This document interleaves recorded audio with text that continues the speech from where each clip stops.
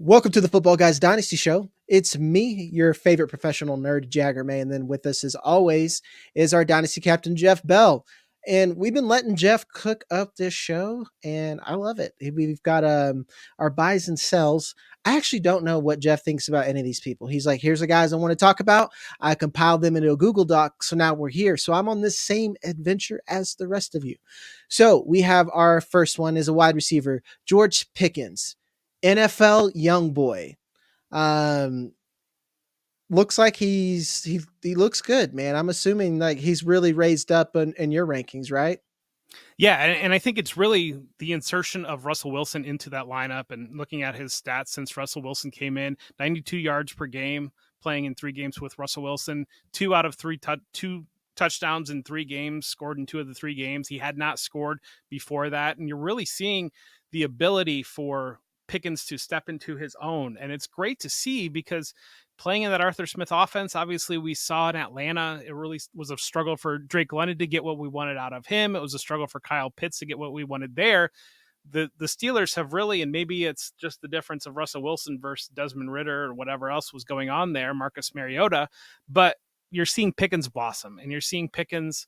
And I think when you see Pickens, he's got the upside to be a top 12 fantasy wide receiver when you're starting to see this, when he's doing you're talking about 92 receptions and it's more like 4 or 5 or 92 receiving yards, and it's more like 4 or 5 catches a game instead of some of these guys that are out here catching 8, 9, 10, 11 balls to kind of end up in the same territory, which when you're that productive in that type of environment, what is the ceiling on that? Because like, could this guy be out there dropping 150 yards every week? Because talent wise, it looks like it's potentially capable.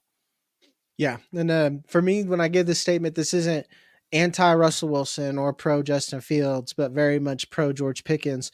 Before even Russell got there, we had these peripherals because like plays were called back, touchdowns were called back. Yep. He's always been a baller, and I know I've said that like he was being lazy on plays. I also think that just might just be part of George Pickens' repertoire. He's like, this is not my first read, so I'm tired, boss. So, I'm gonna slog through a route. But to give him credit for the other games, he did have like I hate to use the unrealized air yards. They were real unrealized air yards. They were penalties and BS. It wasn't just hey he was open and then this guy missed him. It was real stuff. So I agree. I remember there's a point you could get George Pickens for like a second rounder, and I really hate myself for not getting because he's not particularly a profile that I love, and it wasn't even so much Pickens, it was the Steelers for so long. I just didn't know what the end was going to be in sight. For a second, we were talking about even before this season, we were talking about is Mike Tomlin the guy because of all the drama that came off that team.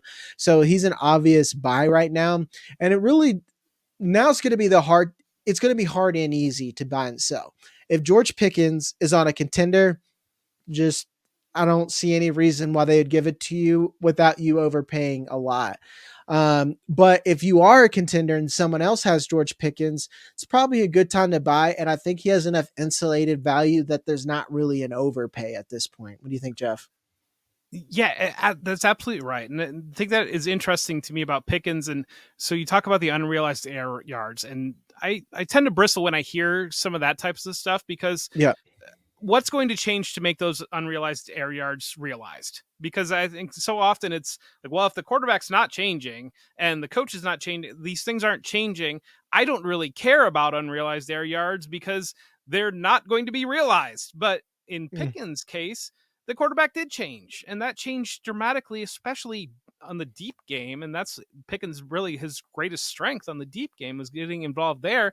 So that did change those peripherals. But I think that even more beyond that, we get some pushback when we do some of this stuff because people say, well, you're telling us the players to buy after we should have bought them and these different things. But I'm trying to teach you to fish. I'm trying to teach you to see with Pickens' profile, you're exactly right. Talking about the plays that were there that were called back for penalty, or 113 yards and 7 catches in Week 4 against the Colts. Those types of performances, not having any touchdowns up until 3 weeks ago. Those types of things are what you want to look for in a player to go out and acquire to say, well, if these touchdowns flip or they could change quarterbacks back over to Russell Wilson, there are things that can flip here that can raise the value, but we do know that he is the primary target. They are going to him more than any other piece of this offense, and he's really one of the main drivers of this offense. Yeah, and to give both of us credit, I'm pretty sure we said this whole offense was a buy at some point or the other, because it's like I said, Justin Fields didn't play terrible at all. Like he had like his last game wasn't good, but it and what you said unrealized air yards. I think about a player like Zay Flowers, where I don't care about that stat. I don't know what it means. Kind of, I know what it means, but like I don't really. It's like you said, like what's going to change to actually fix that? It's when you watch the tape. I watched like 3 Zay Flowers touchdowns that were that close. That is unrealized air yards. I believe that is like if Lamar just missed, I believe that Lamar Jackson can fix it and Zay Flowers can fix it. But like Kenny Pickett out there, like, well, George Pickens unrealized air yards, and here's what he's doing. I'm like, okay, well, until someone else throws in the ball, none of that's going to matter.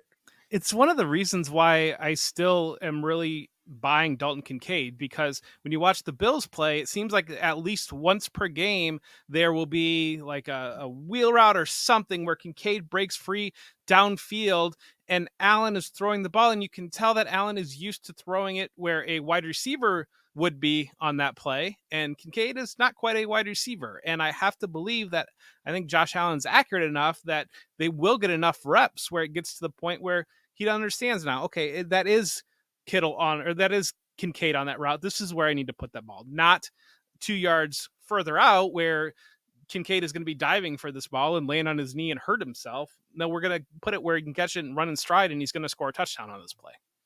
I agree 1,000%. So this is why, like, we try to give you caveats as well, and I love your analogy of teaching how to fish. This is why I said if someone is contending, do not try to buy George Pickens on a contender, because they're just going to rob you blind, or it probably will not get done. But if someone isn't a contender, 2 firsts is probably good enough for George Pickens, or whatever asset you think is tradable. Because like Jeff said, if this continues, he's a top 12 asset with wide receiver 1 spike weeks. If like, especially he's a touchdown machine right now. And we've had all the peripherals, we've had the tape to know what kind of player that he is. So before we go on to the next one, we will stop and pay some bills. As always, if you like this content, hit a like and subscribe. I'm going to start pulling trades again from the comments. I've been pulling them off Twitter and other places to give other apps some love. But if you have any of that stuff, go ahead and put those in. I know I need to go through there and answer a lot of you guys back today. Even if we don't answer on the show, I try to go in and give advice. Also, go on to footballguys.com/plans. Jeff has like multiple articles a week. He has a massive one he does every Monday. I know I don't know if he does DFS articles, but Jeff has a DFS show. So if you want to get go over to that feed, that'll be on the website as well. I'm doing already getting you ahead on rookie content. We're going to have a new video talking about prospects up until actual draft season starts. And I have articles there as well. So go to footballguys.com/plans. Next, Rashod Bateman. Jeff, it's happened.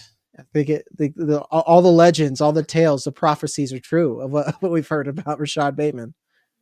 Yeah, and you were maybe the touchdown against the Bengals closed the buy window, but we were gifted with an amazing buy window with the acquisition of Deontay Johnson. And I mean, I said it at the time that I think they got Deontay Johnson because the price was right to get Deontay Johnson, not because they said we need to go get Deontay Johnson. And I think there was I saw a lot of analysis around it of basically, well, he's going to be the number 1 receiver. Like and it's like all these different things. And it's no, you're not doing that at this point. You don't have a need for a number 1 receiver within this offense. You're getting a player because he was essentially free.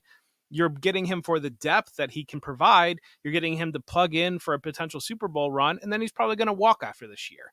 And that's the most likely scenario with Deontay Johnson. Zay Flowers, we know he is the number 1 wide receiver for the Ravens. And unfortunately, in the Thursday night game that everybody went off in, he was the only player that did not go off. But Bateman has solidified himself as essentially the wide receiver 2, and sometimes that can get lost in the shovel. Sometimes it can get Isaiah Likely can be right there with him, or backseat to Mark Andrews. Those types of things do happen. But when you look at what Lamar Jackson is on pace for. When you take away those first 4 games of the year, Lamar Jackson is basically on a 5,000-yard pace over the last portion of the season, 6 games of the season, outside of those first 4 games. And it's been really phenomenal. So there was a lot of pushback this offseason about thus the volume in this Ravens passing game. There's plenty of volume in this Ravens passing game. You're seeing Rashod Bateman emerge as a 24-year-old. They restructured his contract, so he's going to be a Raven next year. You know he's going to be there.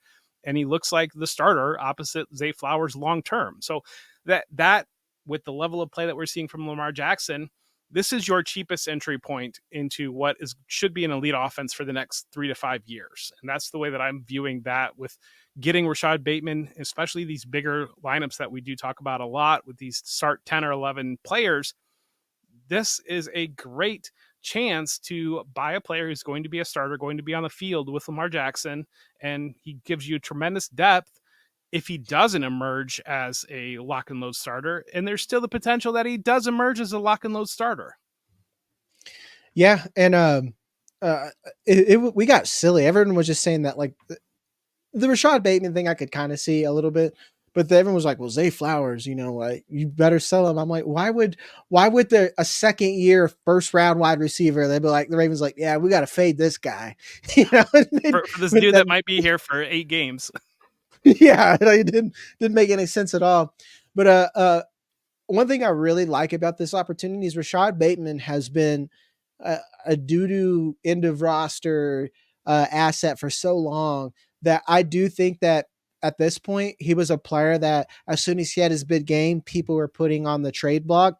So as what you say, I don't want to buy high. The price is probably still low. People just didn't think that you were willing to buy right now. This is, like I said, another caveat. That's like everyone wants to say that we SEO our stuff to make it buy or sell, but it's almost always with caveats and scenarios. And that's why I think Rashod Bateman right now is just a buy.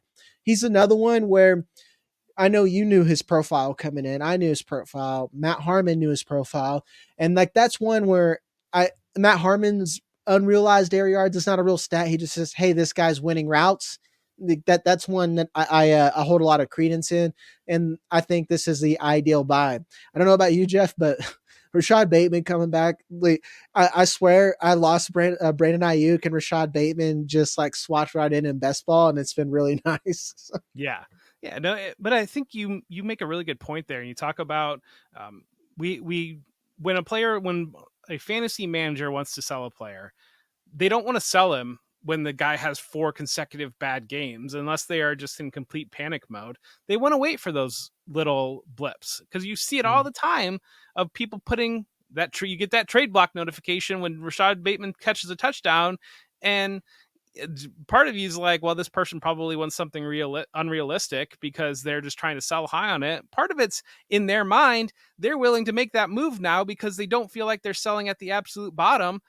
But I think you're going to win a lot more trades. You're going to do a lot more trades if, like what you said, where if you're focused on, let's say the value was 0 at one point, now it's up to 20, but I think it can go to 50. I'm going to buy it at 20 because I think it can go to 50. Meanwhile, they're saying, well, that was 0, but now I can get 20. Yeah. that's where trades happen. You're the bus meme, like a lot of people, you can't let the stink of whatever perceived value affect you on here. You're on the side of the bus that's looking at the sun. You're like, oh, wow, he's only like, now he has $20 and I know that they're going to use him. And in me, it was the fact that Isaiah Likely has kind of just went away. Mark Andrews has come back. It's like the universe in Baltimore's healing kind of, and Rashod Bateman's coming on. You got to think that like John Harbaugh's like, this is what I dreamed of when you had Todd Monken and now. And I told everyone when they got Zay Flowers or when Todd Monken got there, I'm like, this is a new offense. Stop quoting me stats about when Greg Roman was there. That doesn't matter. Like the bad man is gone. Stop quote, like that is irrelevant. Throw that out. John Harbaugh is a defensive coach. He does nothing to do with the offense there. We get really weird in fantasy, and that's why you come to shows like this so we can center you. You have therapy, and then you can go in feeling confident in making these decisions. And then when you're mad, you can yell at us in the comments. Nothing Another makes one me here. pull my hair out more than hearing about what a fired offensive coordinator did with a player when Oh my, a yeah, new offensive dude. coordinator, it's very clear what they would want to do. You know me, film grinder extraordinaire. I'm like, what scheme was that? That was like 2 schemes ago. What are you talking about? you know. Our next guy, Marvin Harrison Jr. Are we done? Are we done, guys? With our he's not very good. Is it over, Jeff? Is it done? It's so weird because when I checked this morning, he's wide receiver 15 on the season Well, in that's exactly where you drafted him. that's pretty much exactly what you were expecting. He's down to wide receiver 7 in keep trade cut value. Behind Nico Collins, I mean, I understand Nico Collins had a little bit of an explosion there, but and then for further perspective, he's got 6 receiving touchdowns. The Arizona Cardinals franchise rookie record for receiving touchdowns is held by 2 players. You know what 2 players hold that rookie record? I can tell you one of them's probably Larry Fitzgerald. One of them's So Larry Fitzgerald, and the other one will pop out. I mean, it maybe it's slightly old. I don't think it's too old for you though. too old for me. His name Probably was is coming up a lot last year with Puka Nacua. Heinz Ward. No, that's Steelers. Sorry, I was I think of blocking when I think of Puka Nacua and I think of Heinz Ward. I don't know. Then I'm at a loss. Then who do you got? Anquan Bolden. Anquan Oh, Bolden had like duh! every single rookie record before Puka Nacua broke a bunch of them. I So forgot that he he was a had Cardinal him first. and Larry Fitzgerald both had 8 receiving touchdowns as a rookie. So Yeah. halfway through the season, just over halfway through the season, Marvin Harrison Jr. is at 6. He's on pace to smash the rookie record. And when you look at his numbers relative to Larry Fitzgerald's rookie year, it's almost dead on what Larry Fitzgerald did as a rookie. Larry Fitzgerald turned out pretty good. And I don't know. I just think that I guess expectations were unreasonable. I don't even know what's going on there, but to drop him down to dynasty wide receiver 7 when he's again redraft wide receiver 15. I mean, it's kind of doing exactly what you were hoping he would do. Yeah, this is another classic case is that a player not reaching your unrealistic expectations is not that player's fault. That is again why you keep hearing me say perceived value. Everything ultimately is perceived value and you have your microeconomies on that, but then there's just you, the individual. What you, the individual, made up in your head is like the least thing at the end of the day. I think, and we expected him to be, I guess, Jamar Chase or something right away, which is a great season, but Marvin Harrison Jr. still having a very good season. You'd be incredibly happy. I wish Roma Dunze was doing this right now. He's doing better than Brian Thomas Jr. at this point. And even though Brian Thomas Jr. is a buy, by the way, this is your time to go and get him. But he's still a very good player. But Trevor Lawrence is going to be out, and we don't know what that's going to actually kind of do. Mac Jones isn't Trevor Lawrence. So I mean, this is why we say maybe you should get Marvin Harrison Jr. ahead of a lot of these guys because he has Kyler Murray. This is why we tell you that, hey, if you're a top 5 pick, you have so much insulated value and you're probably going to be good. Just because he's not getting 2 touchdowns a game doesn't mean that he sucks. That's on you. Next one, we have an old running back. You know how much I love those. Actually, I'm a big fan now because of how running backs have turned out. Aaron Jones. What do you got for me, Jeff? Aaron Jones, I just have some red flags here, and maybe they've already been raised because he was injured this past game, but he was able to come back. But so we have 1 rushing touchdown since week 1. So I mean, Vikings have been pretty good offense. 1 rushing touchdown since week 1.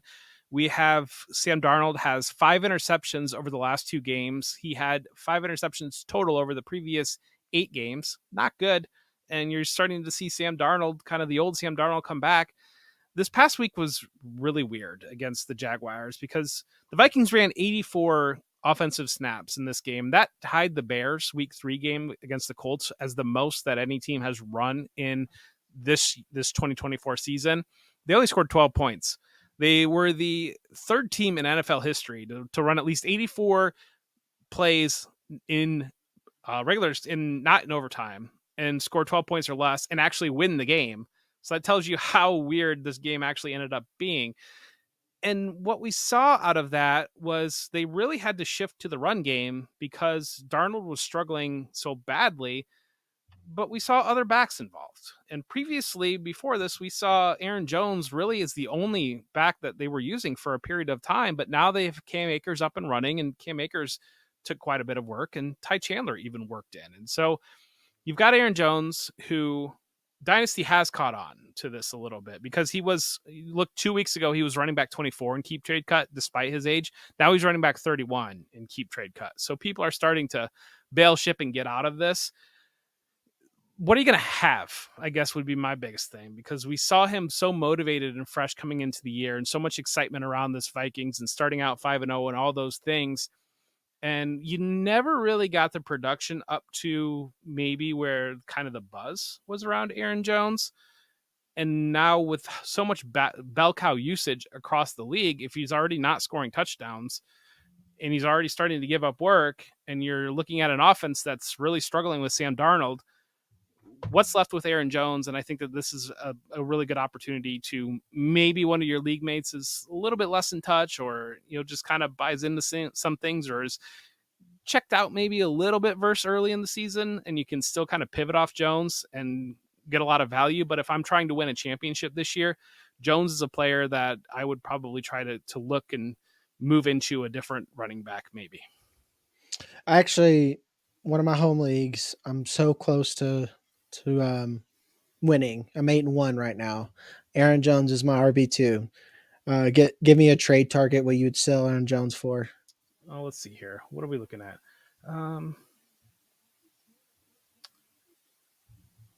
Would I know. you? I mean, I know you love Ramondre. But I have Ramondre. Stevenson, I have Tony Ramondre. Pollard might be one. Tony Pollard. Tony Pollard's banged up right now, but maybe you can get a little bit of plus on top of Tony Pollard. I think that I feel better about him through the rest of the season. I mean, I would want a big plus, but Nick Chubb, if he rounds back into form, might be a pivot off of there. I mean, Najee Harris is hurt now. I mean, maybe DeAndre Swift has a little bit more steam on him, but we've seen so much struggles with the Bears offense. I don't know that I would necessarily want to try to acquire DeAndre Swift if I'm trying to win my league right now. Just like he has insulated value for next season, maybe. Yeah, so. Those are just some pivots in a similar neighborhood where maybe you're looking to capitalize on some of this value, or maybe Tyrone Tracy's probably gained too much steam now, especially in Dynasty, to be able to think about that type of pivot. But those are kind of the areas that I would be looking at. Noted. If you really wanted to get risky, I don't think it's quite there yet, but Audric Estime might be a really, if you're feeling frisky, but that depend on the plus. Since I have Ramondre, I have Tajay Spears. I think I have Trey Benson. Like if I just like hero with Ramondre, which is like the ugliest hero out there, and the plus could be good. The other thought is, what would it take to move Aaron Jones into Isaiah Pacheco? And kind of looking at it as you're 8-1, it's a little bit of a gamble, but if we get Pacheco back for the fantasy playoffs, and that could be a big upgrade, and maybe that Pacheco manager is looking at seeing what Kareem Hunt has done lately, thinking maybe they don't bring him back soon. But I did see a little bit of positive news on Pacheco today. Yeah, has he gone to a jog on the treadmill now? I don't exactly know where it stands, but they are expecting him back. Noted. And I know you hate Pacheco, though. Never mind.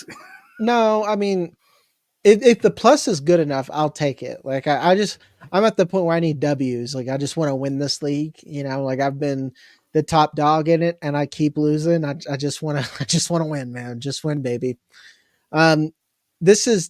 I was excited that you picked this player. It's not propaganda as I'd hoped for, but Michael Pittman Jr. Is it Jover? I don't think it's Jover. What team do you think Michael Pittman plays for in 2025? You don't think it's the Colts? Is that when his out is, or? He doesn't have an out in his contract, but he's due for 20. He's got a 23 million cap hit in 2025 and a 29 million cap hit in 2026. And when you look at Pittman, that's a player that, as you see the emergence of, and really the rebound of Alec Pierce, you see Adonai Mitchell come in and look pretty strong. You see Josh Downs step up as the primary receiver potentially. Those guys are all in a similar age band, and Pittman's just slightly older than them. And so maybe that's a type of thing where you're saying these three are starting NFL wide receivers. What can we do for in terms of roster construction and open up some flexibility by moving off of Michael Pittman here now? The Browns are a team that need a wide receiver. The Patriots, Your Patriots, uh, the Commanders, I think the would be an Commanders. interesting one. The Commanders are a good fit because Yes. Terry McLaurin is a would be intermediate to deep, and then Michael Pittman is intermediate to short, and a very good red zone target. So that to me, that's the ideal fit because Michael Pittman is a really really good wide receiver too, but having him as your primary is just not great for an offense. Like you said, I hope now that Shane Steichen realizes like, hey, AD Mitchell probably should be my X now. Like imagine he can do all the things that Michael Pittman can do, and he can get open downfield. And then now you have a pretty explosive offense with Alec Pierce, AD Mitchell, and then Josh Downs. Man, if I was the Pats, I would trade our first round for all three of those guys if that would somehow work out. Well, and that's I think as the Colts, as you're looking at team building, I mean, you're hoping obviously Anthony Richardson rebounds and you feel like you've got your quarterback there, but assuming he doesn't and you're fishing for your next quarterback, I mean, I don't know that Downs, Pittman, Mitchell can be a starting wide receiver trio, but I know that there are a lot worse trios across the league right now, and I think that I would like to find out if the three of them can be a starting wide receiver trio. And I think when you dig in a little bit more, you're seeing from Michael Pittman, it seems like there's some frustration with the organization with Michael Pittman. You're hearing about how he found out that it was going to Joe Flacco via social media. Nobody told him internally. There are some of these storm clouds around Pittman, and I think more to the point, we saw so many wide receiver trades in season here. I think you're going to see a lot of wide receiver movement in the offseason too. And I think that it's just kind of a position that's in flux across the league. Some teams have young players. They want to find out if they can do more. Other teams are tired of trying to find out from young players and want to get some productive players in right now. And Pittman, a little bit under the radar, I feel like, in terms of a trade potential, but you're starting to see some of the pieces fall in place for it. Yeah. And it's like you said, like Pittman, he's in his, especially with his contract and what his age is, his best team fit is a contender. And as we see now, really you're a contender once you get that quarterback.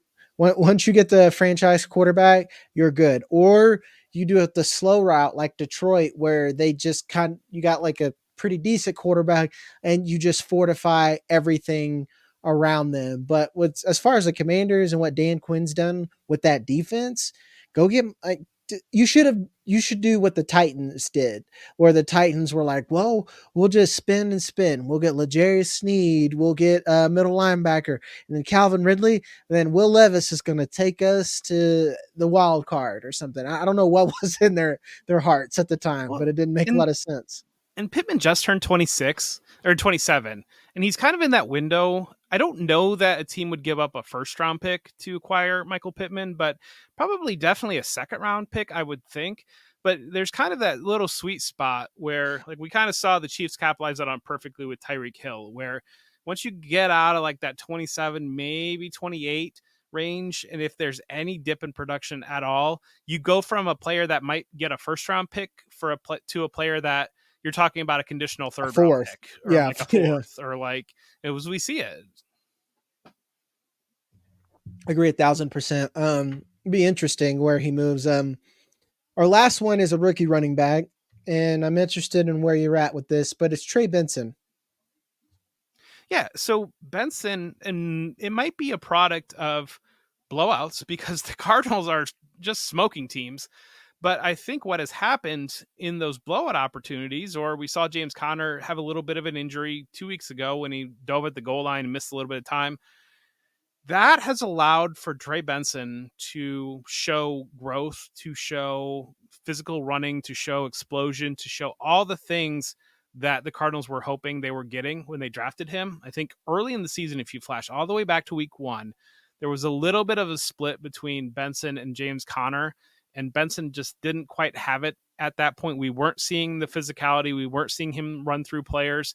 And they pivoted, they shifted towards James Conner being the bell cow, being the player that gets almost every single running back snap for a little bit of window. But I think that what's happened, and these are the things that to watch out for, when you look at the blowouts and you're seeing Benson get more opportunity and run hard and look better in those opportunities, that's where teams are going to shift their usage pattern. Nothing is set in stone in usage patterns. And especially when you look at the Cardinals and Drew Pensick last year, they had Amari DiMercato and James Conner as really almost a 50-50 split, with DiMercato playing the passing snaps.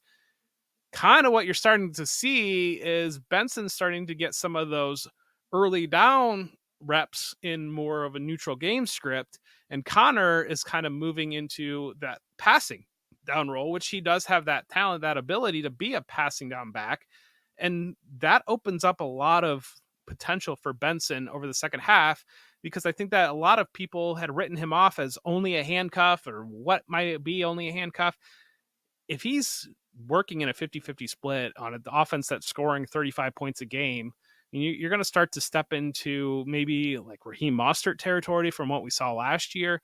Some of that goal line usage, some of those he's going to be a fantasy viable, maybe flex starter, if not better. Yeah, and just seeing how the Cardinals have ran their offense and wins. It's like Victoria, our colleague, when we had the Sunday morning live, she's like, I hate Kyler. I was like, Kyler's fine. Like, yeah, he missed a touchdown, whatever, running around. But like a lot of it is that if they're up, they will just run the ball. They just run it and run it and run it, and they don't care. And we've seen that. That's how the Lions will do it. This is something teams have done since the beginning of time. If you have two good guys like James Conner and Trey Benson, and got to think Kyler Murray's that third little wrinkle in there, just run the ball and control the clock, especially. And the Cardinals defense has been better. It is not good. Jonathan Gannon is just saving his defense from losing the game by keeping his offense on the field in a manageable time. This is why watching the box score can get you in trouble, because you think guys suck when they're just under a certain scenario. And I think this is why I think Trey Benson is a buy beyond that. For the simple fact that James Conner is going to get older, just like we were talking about Aaron Jones older in earlier in the episode. James Conner is going to get in those years as well, and Trey Benson is an easy succession plan. And I think I've kind of compared him to Tank Bigsby. It's like, maybe he's going to come on down the road. I think there's even more incentive to do that faster because of James Conner's age, because of the youth of this team. Because you got to think that offense are, with the exception of Kyler Murray, most of them are all on rookie contracts, with the exception of Conner. Yeah, and you're going to have to watch Benson, because I do think that we might be in for a little bit of a roller coaster when it comes to dynasty value, because you're going to, absent a James Conner injury, you're going to see, as we get closer to the end of the year, there's going to be more talk about, well, James Conner he's going to be a free agent.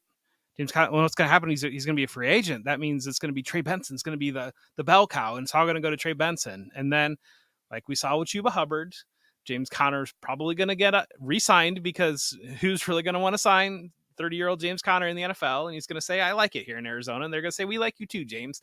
And that signing will happen. And everybody is going to go catatonic that Trey Benson has to wait maybe one more year behind a 30-year-old running back to be the guy.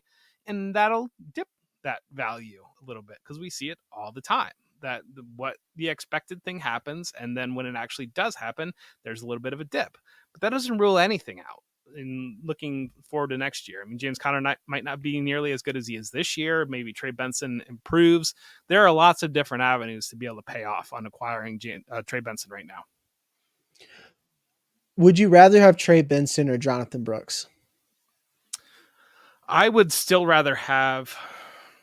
I'd probably rather have Trey Benson, to be honest with you. I think that I'm the only person that thinks that Chuba Hubbard is good, and so I think that not anymore. I've come back from. I've paid for my sins, Jag. But we're seeing comments from Dave Canales of basically saying Chuba's our guy. Chuba's the guy. We're hoping that Jonathan Brooks can complement him, and like kind of even like next year, Chuba's our guy, and we're hoping that Jonathan Brooks can complement him. And I think that to be honest with you, I think that there is a better opportunity for Trey Benson to straight up outplay James Conner than there might be for Brooks to straight up outplay Chuba Hubbard in Carolina. I think the fantasy football and especially the dynasty brain, we don't we discount and just kind of ignore continuity. That coaches aren't looking to like, well, time to get something new. You're getting old, Chuba. I Yeah. need to start rebuilding this. Like, yes, they think about rebuilding a roster, but not for the reasons that we think they are. Like, they see Chuba Hubbard. It's like, wow, you're the best part of our offense, and you do exactly what I ask you to do every week. Like, would your boss replace you just because like, oh, you get long in the tooth, Jeff? Yeah, no, and I'm glad we're ending up here because I do kind of want to talk about this a little bit. It's a lot of talk, and we love JJ, and I know JJ kind of had a why would they draft Brooks, and there was so much uncertainty at the time of the draft, and they didn't know what Chuba Hubbard was in their scheme. They didn't know. I mean, Chuba Hubbard, you had a player on an expiring deal that had been kind of a backup for most of his career. You didn't know what you had basically, and then what you look at what their draft plan was, their offseason plan was try to make it work for Bryce Young. We're going to bring in offensive linemen in free agency. We're going to invest in wide receiver Deontay Johnson via trade. We're going to take Jatavian Sanders. We're going to take Xavier Legette in the first round. We're going to add a running back here in the second round. And we're going to allow at least NFL level pieces to be around Bryce Young. Now through the summer, Chuba Hubbard was much better and became a team leader and became a very, very good running back. And in Dynasty, in fantasy, we all know everybody would like one running back, one good wide receiver, one good tight end. Maybe you could have that tight end be a wide receiver if your quarterback is good enough. And that is it. That is all teams should have. Teams, I understand running back is a devalued position.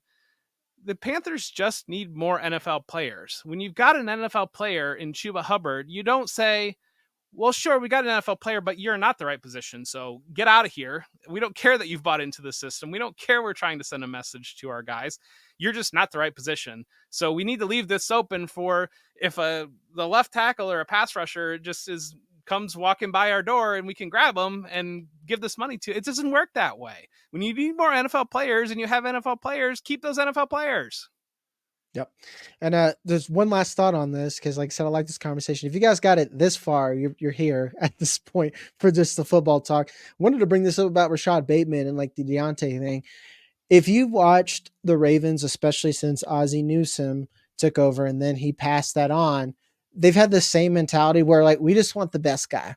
And it just works out with them. And they just want talent because they understand that it's a war of attrition. And it just normally it works out for you if you just get guys that are good and you're not trying to force something into being need. Sometimes it works out. We need a wide receiver. Zay Flowers is good. Let's just draft him. But the other times, like the second round, it's like, did you guys need a center? No, but this guy's really good though, And then you have flexibility to trade or move one guy to guard or something like that. The going from we focus so often on having elite players at every spot or like having like building blue chips, which is like I mean, I'm a firm believer that acquiring blue chip players is the best way to build a franchise. But what we so often don't understand or don't notice, don't realize is when you've got a way below NFL player playing a lot of snaps and you replace them just with an average player. The dramatic upgrade that comes in that, I see a lot of talk about how did the Commanders rebuild this? And it's like, well, they had 6 dudes on their defense that had no business playing last year, playing heavy snaps. And then they went out and got Bobby Wagner and got a bunch of these other veteran guys. And they went from having guys who had no business being on the field to replacing them with at least average NFL players. And there is a talent gulf between guys who have no business on the field versus an average NFL starting player. Yeah. Talent in the NFL is like a parabola of exponential growth. Like it's just do it doesn't really matter. Okay, now you actually matter. And that's honestly that curve is the same for fantasy, but that's a talk for a different time. With that that being said, thanks for making it this far and listening to our football chat. As always, I am your favorite professional nerd, Jagger May, and that is our dynasty captain, Jeff Bell. We're going to talk about 5 rookie wide receivers, and then we're going to have our trade show at the end of the week. So stick around for that. Hit the like and subscribe button. Love you, and we'll see you on the next one.